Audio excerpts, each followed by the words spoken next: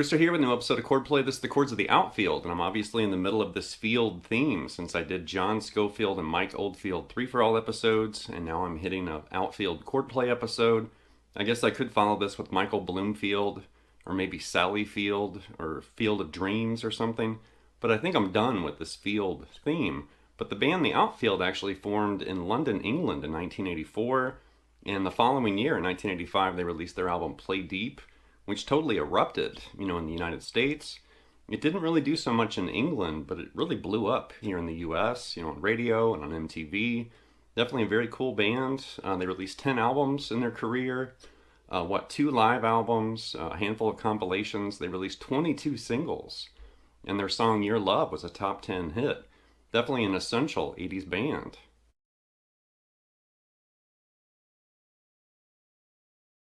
So in the guitar department, The Outfield had John Spinks, the late great guitarist, and John's playing style is really interesting when you go back and kind of analyze, what he did in their songs. And he would layer like power chord riffs with these clean guitar parts, and there's like shimmery, sus chords, and really interesting guitarist. Definitely that 80s, kind of package.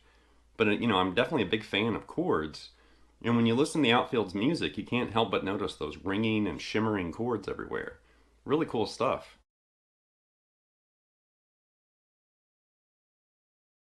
So the chord-based and rhythm guitar examples in this episode came from 2 Outfield albums, and that includes Play Deep. I was actually tempted to just hit Play Deep head on and just focus on music from that album because it's a great one. But we are going to move away from Play Deep after a few examples and move into some examples from the second album, Bangin. So anyway, without further ado, here we go.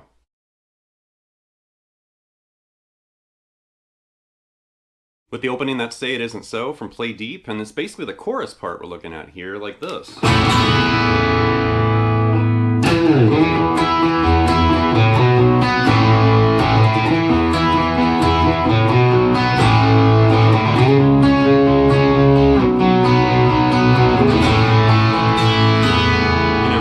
Something like that. So it starts with this huge A sus2 right there. You hear him kind of let that ring, and then you're going to slide that E off on the low E string on the 12th fret. And then you just start picking through an E5 power chord like that. And then go to B5 right there, and then just an A5 power chord. And that's definitely a theme in Say It Isn't So. That kind of picked chord and ringing, sus chords and power chords.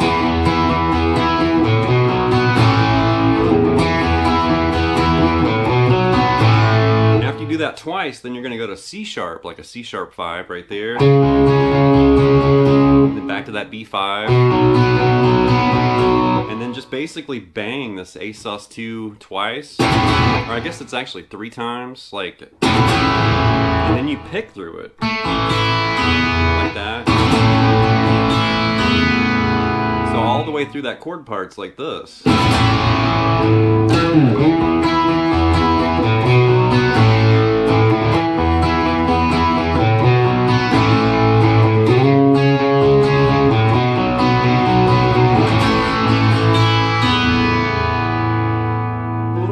Next up's the song I Don't Need Her. This is also from Play Deep, and it's interesting because it's a 1-4-5 progression in A, but the chords are kind of camouflaged because we're using these higher voicings, like this.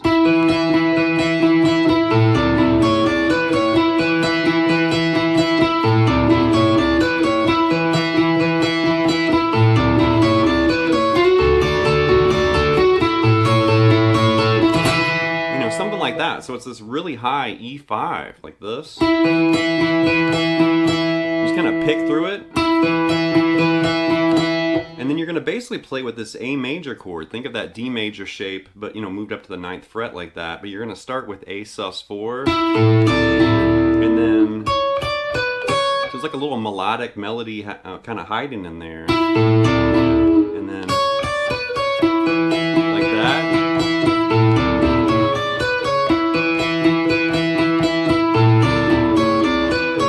That little sus4 action, it's like you're kind of creating that little melody, grabbing that B note over there. That's kind of a challenging, kind of a sneaky guitar part. It looks and sounds easy, but it is kind of hard to play, cleanly.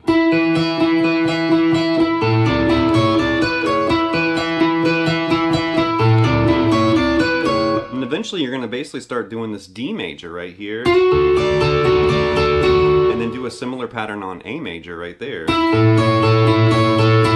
Like that.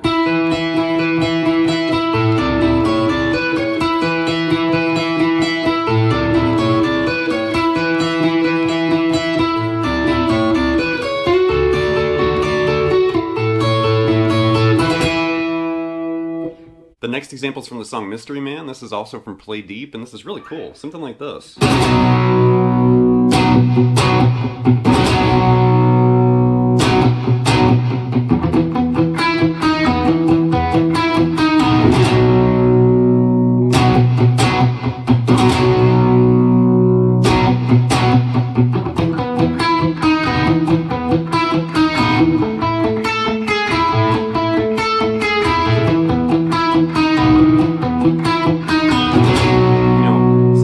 So it's a B power chord, and definitely the outfield seems fond of like that kind of strummed rhythm. Somebody, definitely John, might have studied some flamenco, because it reminds me of flamenco guitar. But we keep seeing that in these riffs. So there's B5 played like that, and then do it again. And then right there, you're going to go to an E5 and then start playing with this E major 7. So you're doing like that. Right? So that B5 to the E5, E major 7 thing.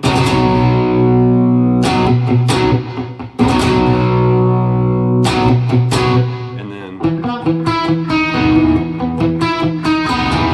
go right back to that B5 again.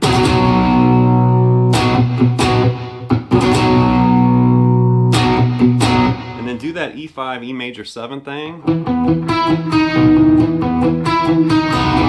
And then do the same thing in A, right there, A5 to A major 7.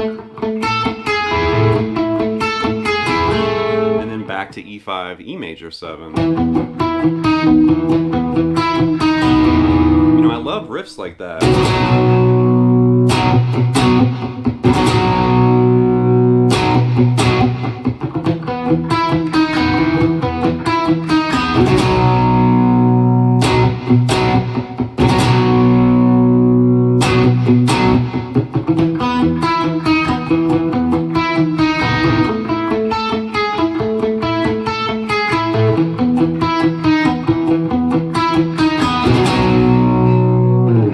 Next up's the song Nervous Alibi. This is the last track from the album Play Deep, and I mean the last track on the album. And there's some interesting, thumb wrap chords happening here. Something like this.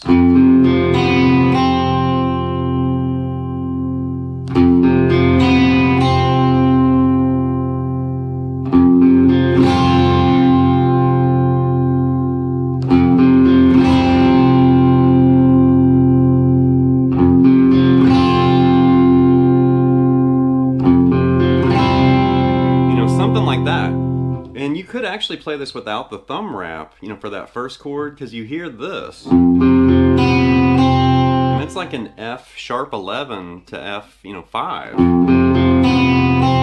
that. And you're just playing that open B, and then you want to fret that C note on the B string. So it definitely has this kind of jarring, sound at the beginning. Like that. Start doing this, and you're going to bar the C and the F note there on the first fret on the B and the high E, play that open G in the middle, do the thumb wrap for that low F note, and then kind of holding those two notes there on the third fret on the A and the D. So you have that. And that's like an F sus2 right there.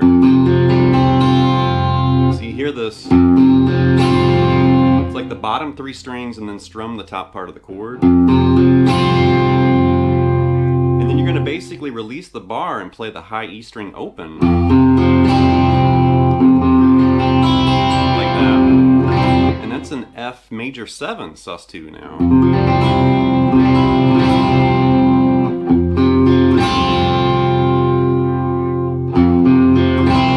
It's like the beginning of the verse right there.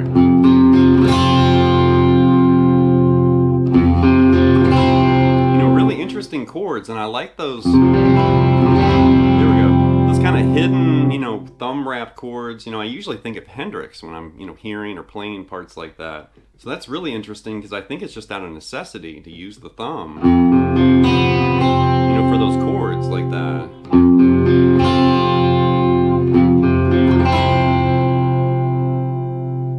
Next up's the song No Surrender. This came from the album Bangin, and this is interesting because the guitar is just playing this repeated kind of melodic riff, and then the chords under the riff are changing, like the bass and keyboard, and it changes the function of that riff. So the guitar riff's doing this. So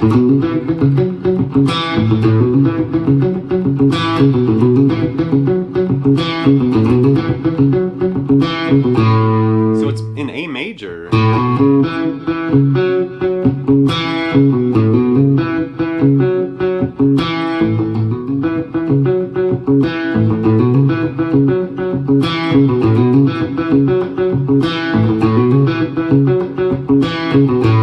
Something like that. And I'm going to loop this with the MXR clone looper.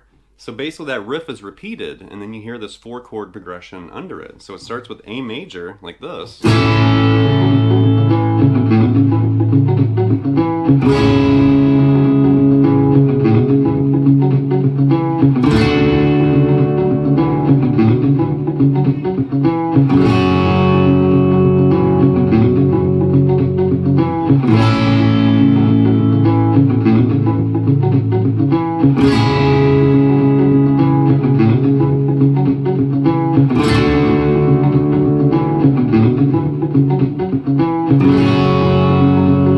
Keeps going like that.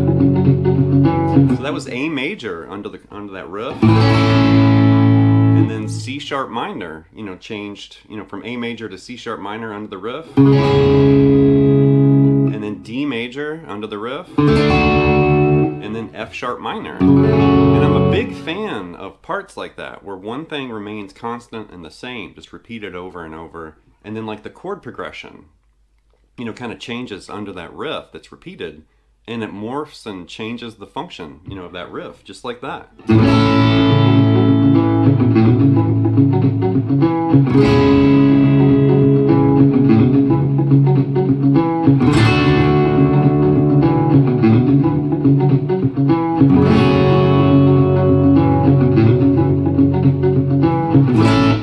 Next up's the song Playground. This is also from the album Bangin, and this has these twisting chords, which I'm a big fan of progressions and guitar parts like this. Something like this.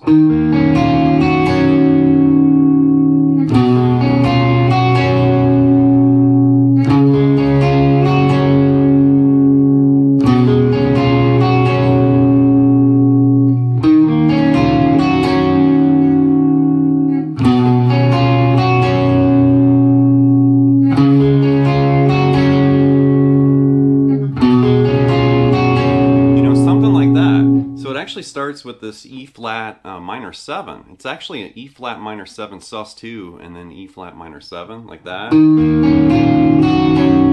And kind of remember that little motif, that kind of melodic movement within the chord. Because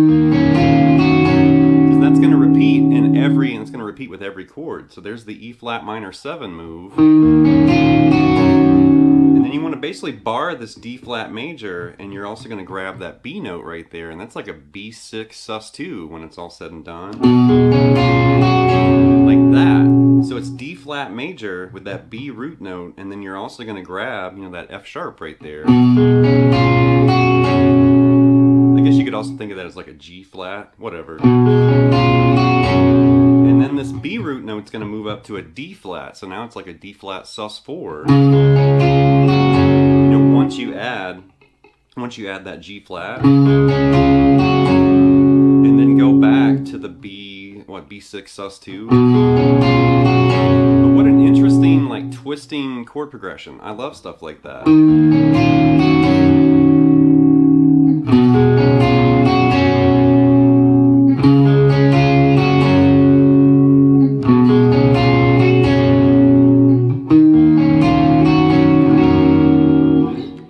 Last but not least is the chorus section from Your Love, definitely the Outfield's biggest hit, and it's got these ringing, kind of dreamy chords like this.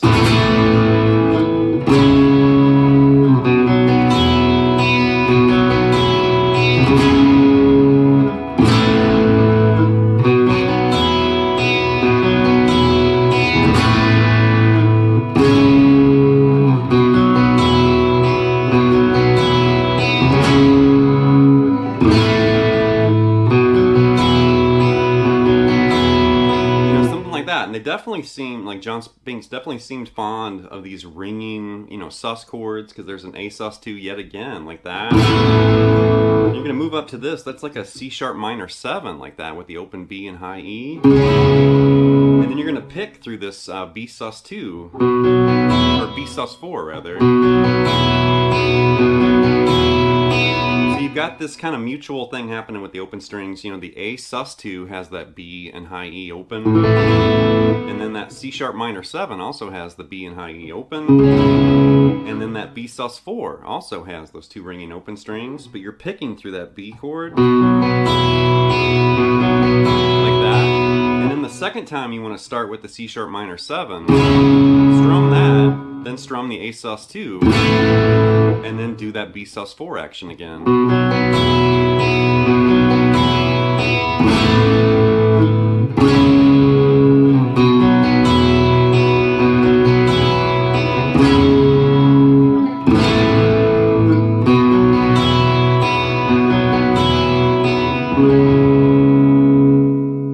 Alright, that's going to wrap this episode of Chordplay with the Chords of the Outfield. Definitely a legendary 80s band, even though in today's world it seems like most people just remember Your Love, and that's pretty much it. But definitely they had some great music, and I was listening to some of their other albums I wasn't familiar with, and I thought about doing a deeper dive, but once I got stuck on Play Deep, it was really hard to leave that album. At least I did move into some music from Bangin, but definitely an overlooked band. And for me, when I hear this music, it just takes me back. It's like a time machine. It takes me back to the 80s, and it's like music that you would hear like maybe on the school bus on the way to school, or like in an arcade or a dentist office or something. It just totally brings that 80s vibe and sound in a glorious way. So anyway, leave some feedback and comments. Please subscribe to Nail Lessons, and I'll be back before you know it with more content and material. Thank you.